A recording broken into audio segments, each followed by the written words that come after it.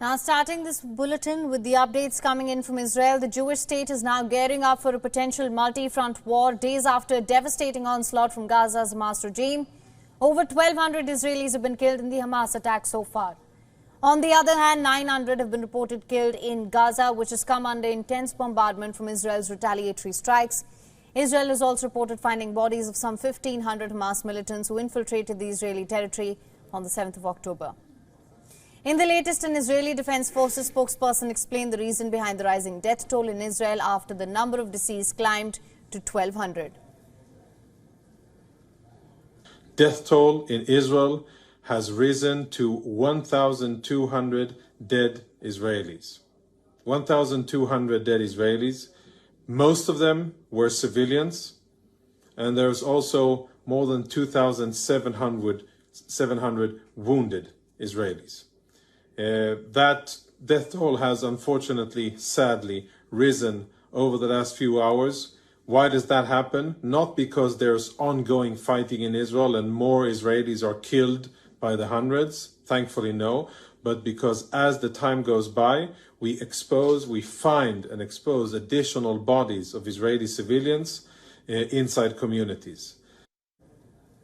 As we speak, Israel is continuously pounding what it claims to be Hamas hideouts in the densely populated Gaza Strip. Over 2,300 such airstrikes have been carried out so far, in which Israel claims killing top Hamas commanders. Hamas has also confirmed the death of some of its top commanders in Israeli attacks, but the militant group has nonetheless threatened to begin executing hostages if Israel continues to strike civilian households without prior warning. Hamas is holding up to 150 hostages. These include Israeli and foreign nationals. Amid the relentless Israeli bombardment on Gaza, Hamas carried out fresh rocket attacks on southern Israel. Israeli security forces have asked residents in Ashkelon to head to safe rooms after reports of more militants crossing from Gaza following the rocket fire. Civilians in Gaza, on the other hand, are scrambling to flee the narrow strip of land, which has now been blockaded completely by Israel. Egypt is on its part moving to contain the mass exodus of Gazans into its soil. Egypt's military had taken up new positions close to the border between Egypt and Gaza and was running patrols to monitor the area. Israeli bombardments have already halted crossings at the only exit point from the Palestinian enclave. Israeli security forces have ordered a total siege of Gaza late on Monday, cutting off essential supplies like food, water and electricity for thousands.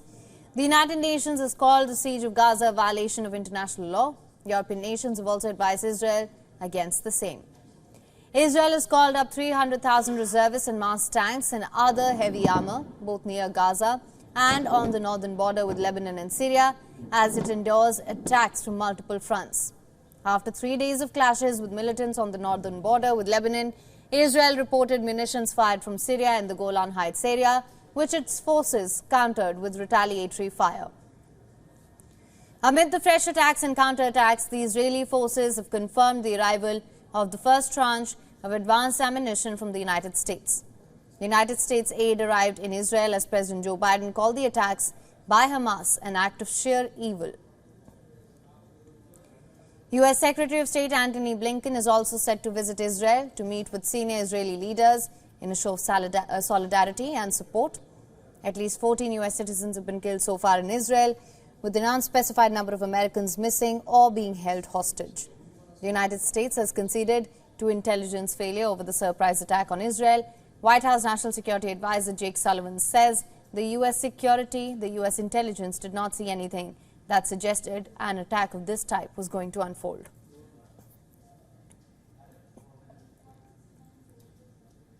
WION is now available in your country. Download the app now. Get all the news on the move.